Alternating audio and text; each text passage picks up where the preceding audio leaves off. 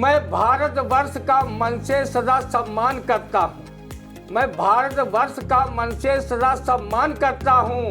यहाँ की पावन धरती का ही गुणगान करता हूँ। मुझे चिंता नहीं है स्वर्ग जाकर मोक्ष पाने की। तिरंगा हो कफन मेरा, यही अरमान रखता हूँ, यही अरमान रखता हूँ। एक सावन के महीने की करामात देखो, फूटी आंखों से भी दिखलाई हरा देता है। कोई दर छोड़ भी देता है भिखारी, लेकिन मेरा नेता तो हर एक दर पे सदा देता है। आदमी होते हैं हर किस्म के लेकिन महफूज, आदमी वो है जो रोते हुए को हंसा देता है।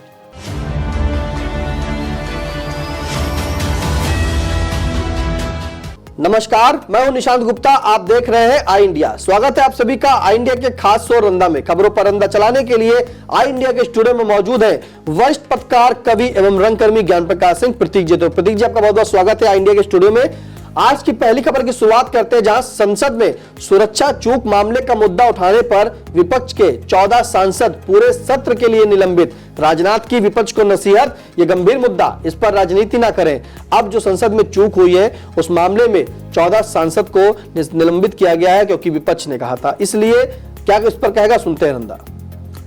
रंदा कैसे मान ले कि देश सुरक्षित हाथों में है, जब देश की हाई पावर सिक्योरिटी वाले संसद तक में सुरक्षा नहीं है, वो सुरक्षित नहीं है। वहाँ दो लड़के दर्शक दीर्घा से कूदकर सदन में घुस आए और पीले कलर के धुएं से सदन को भर दिया। विपक्षी दो सांसदों ने उन्हें दबोच लिया। संसद की सुरक्षा पर विपक्ष प्रश्न न उठाए तो क्या पूरी घटना की तारीफ करता घूमे? अगर इन घुसपैठी युवकों के संसद पास की संसद कहीं भाजपा सांसद के बजाय विपक्ष के किसी सांसद ने की होती तो भाजपा नेता व उसके भक्त विपक्ष पर उसी प्रकार टूट पड़ते जैसे किसी मृत जानवर को देखकर चील कौवे गिद्ध उस पर टूट पड़ते। रंदा भगवान का शुक्रिया अदा करता है कि युवकों ने कहो पीला धुआं ही छोड़ा, किसी जहरीली गैस को नहीं छोड़ा। नहीं तो संसद में सांसदों और मंत्रियों का क्या हाल होता, ये सोचकर रंदा मन ही मन सिहर उठता है।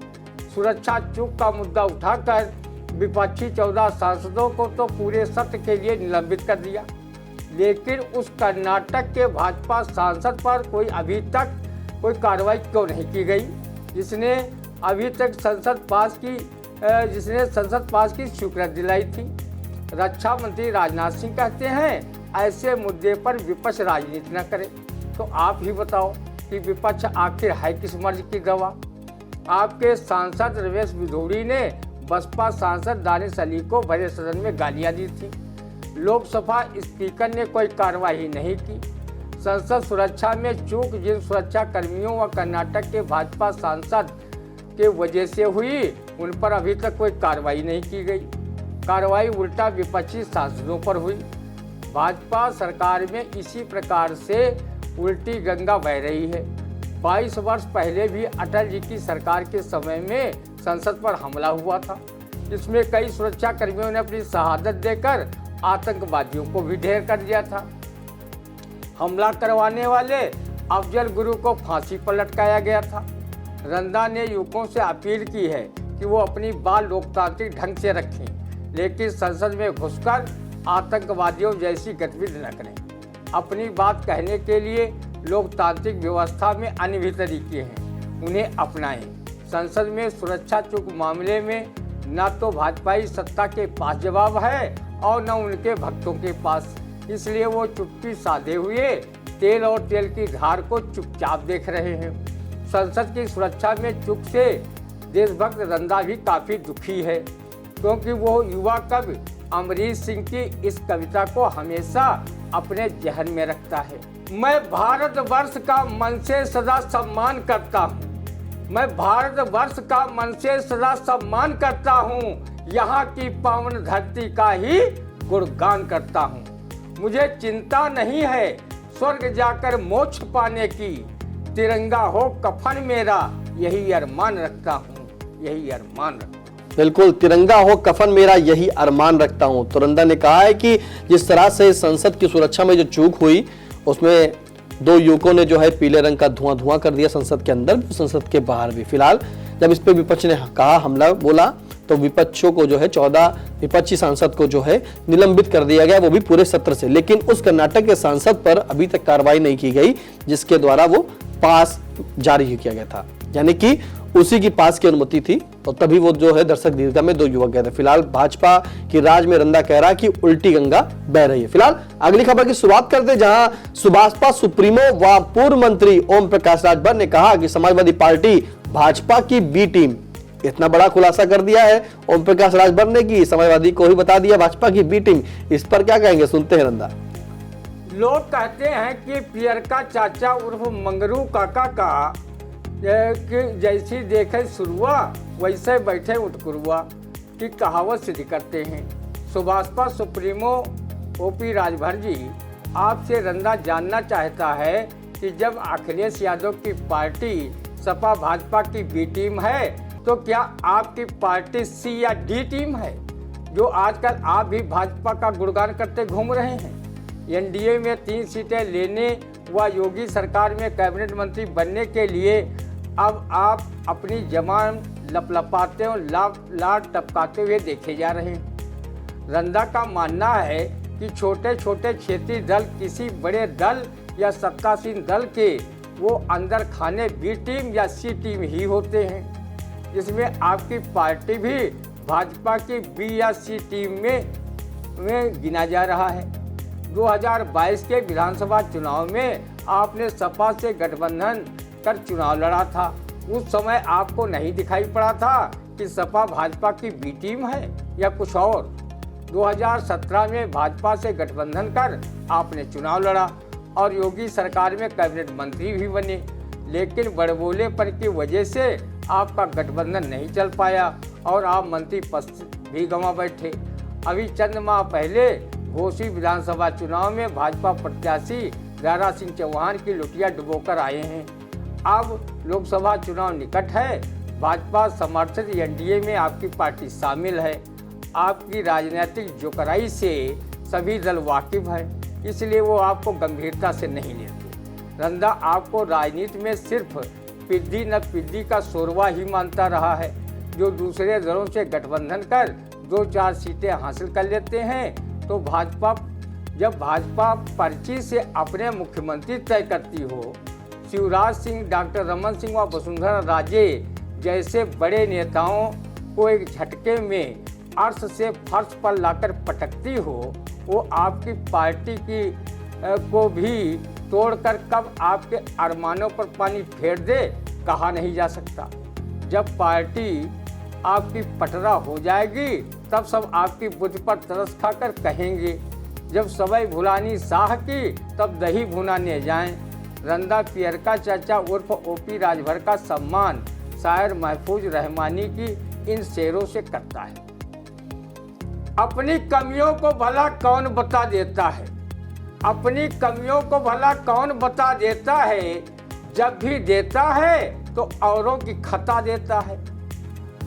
एक सावन के महीने की करामात देखो, फूटी आंखों से भी दिखलाई हरा देता है।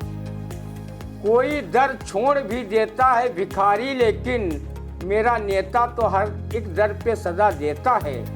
आदमी होते हैं हर किस्म के लेकिन महफूज, आदमी वो है जो रोते हुए को हंसा देता है। आदमी होते हैं हर किस्म के लेकिन महफूज, आदमी वो है जो रोते को हंसा देता है। फिलहाल जो पियरका चाचा यानी कि सुभाषपा के जो राष्ट्रीय अध्यक्ष हैं ओपी राजभर, उन्होंने जो कहा है कि समाजवादी पार्टी भारतीय जनता पार्टी की बी टीम है। तो रंदा कहता है अगर वो बी है तो आप क्या सी डी हैं। तो फिलहाल जिस तरह से राजभर जी के बयान रहते हैं तो कहीं ना कहीं वो चर्चा में आ ही जाते हैं। अब बी हो या सी हो, भाजपा जो है वो क्या बना सकती है। वो आपने देखा कि जिस तरह से शिवराज सिंह, वसुंधरा राजे ऐसे मुख्यमंत्री वहाँ पे जो चुनने के लिए उन्होंने पर्ची का इस्तेमाल किया और उनको हटाया, नए जो मुख्यमंत्री बनाने के लिए उन्होंने पर्ची का इस्तेमाल किया, तो कहीं ना कहीं भारतीय जनता पार्टी आपकी पार्टी यानी कि आपको भी जो है किनारे लगा सकती है। फिलहाल अगली खबर, जहां बसपा सुप्रीमो मायावती ने भतीजे आकाश आनंद को बनाया उत्तराधिकारी। वह बोली, जिसे दी बड़ी जिम्मेदारी समझने लगता था उत्तराधिकारी। अब मायावती ने जो उत्तराधिकारी अपना बनाया है उसमें क्या कहेंगे रंदा, क्योंकि ये परिवार के ही भतीजे को बनाया है और उत्तराधिकारी जैसा बड़ा पद दे दिया है, तो इसमें क्या कहेगा रंदा, सुनते हैं। परिवारवाद के आरोप में यही एक पार्टी बची थी, अब उसकी भी भैंस गई पानी में। बहन जी, चलो पार्टी का उत्तराधिकारी आपने अपने भतीजे आकाश आनंद को बना दिया, कोई बात नहीं। क्या उस संघ का उत्तराधिकारी एससी मिश्रा के बजाय किसी और को तो नहीं बना दिया? जो ये नारा झूठा पड़ जाए कि ब्राह्मण शंख बजाएगा हाथी बरसता जाएगा। अगर हाथी की गंदगी उठाने के लिए कोई उत्तराधिकारी न मिल रहा हो तो कृपा कर रंदा को बना दीजिएगा, क्योंकि आपका मरियल हाथी राजस्थान, मध्य प्रदेश, छत्तीसगढ़, तेलंगाना जो दौराने चुनाव गंदगी फैला कर आया है उसको कौन समेटेगा? अभी लोकसभा चुनाव में भी ये बसपा का खटारा खींचने के दौरान जो गंदगी करेगा उसको भी तो समेटने के लिए कोई रंदा सलीका बंदा होना चाहिए। रंदा अपनी समझ को तब से धिक्कार रहा है जब से बसपा सुप्रीमो ने अपने भतीजे आकाश आनंद को उत्तराधिकारी बनाया है। लगता है कि राजनीतिक दलों में आंतरिक लोकतंत्र होने के बजाय राजतंत्र की मानसिकता हावी होती जा रही है। राजनीतिक दल अपनी पार्टी को जागीर समझते हैं, जिसके लिए पहले से ही उत्तराधिकारी तय करने लगते हैं। पहले हाथी छाप कार्यकर्ता बड़े गर्व से कहते थे कि बहन जी का परिवार सिर्फ बहुजन समाज है, बाकी पार्टियों में परिवारवाद हावी है। अब वो बेचारे किस मुंह से कहेंगे कि बसपा में परिवारवाद नहीं है? बसपा सुप्रीमो मायावती अपने सगे भतीजे आकाश आनंद के बजाय किसी पार्टी के समर्पित कार्यकर्ता को उत्तराधिकारी घोषित करती तो रंदा भी उनका गुणगान सुबह शाम सोते जागते करता। आज के समय में बिल्ले ही नेता होंगे जो परिवारवाद का मोह छोड़ पाए होंगे। वो बड़ी कुर्सी पर परिवार से अलग व्यक्ति को बैठाने की कोशिश की होगी। बसपा में जिन नेताओं ने आगे बढ़ने की कोशिश की, बसपा सुप्रीमो ने उनके पर कतर कर पार्टी से ही निष्कासित कर दिया। हमारे सीतापुर जिले के ही अनेक समर्पित बसपा नेता व कार्यकर्ता पार्टी से दूध की मक्खी की तरह निकाल फेंके गए। मायावती ने आकाश आनंद को उत्तराधिकारी घोषित करने के साथ ये भी कह दिया, मैंने जिसको भी बड़ी जिम्मेदारी सौंपी वही अपने आप को उत्तराधिकारी समझने लगता था। अब मेरे भतीजे के अलावा कोई अपने को उत्तराधिकारी समझने की भूल भी नहीं करेगा। जब यह दुनिया आज तक माया को नहीं समझ पाई है तो बहन मायावती को क्या समझ पाएगी? माया को अगर थोड़ा बहुत किसी ने समझा तो वो कबीरदास थे, जिन्होंने कहा था माया महा ठगिन हम जानी। उन्होंने माया के भ्रमजाल से उबरने की सलाह की दोहे से आम जनमानस को दिया था। माया दीपक नर पतंग भ्रम भ्रम युवै पड़ंत, कहा कबीर गुरु ज्ञान ते एक आध वरंत। बिल्कुल सही कहा कि माया को माया ही नहीं समझ पाए तो बहन मायावती को समझेगा। फिलहाल माया दीपक नर पतंग भ्रमी भ्रमी इव पंडितन, कहा कबीर गुरु ज्ञान तय एक आध उभरंत।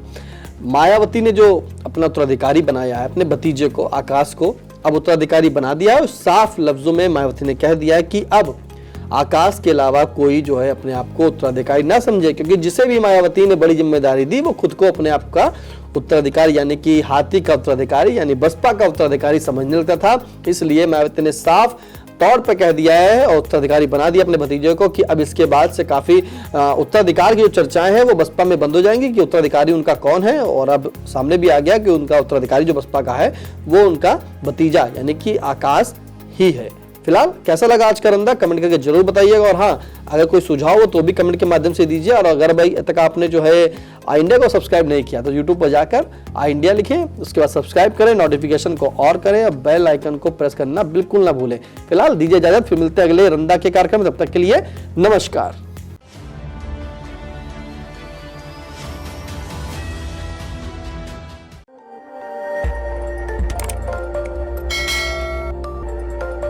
खबर आपकी, नजर हमारी।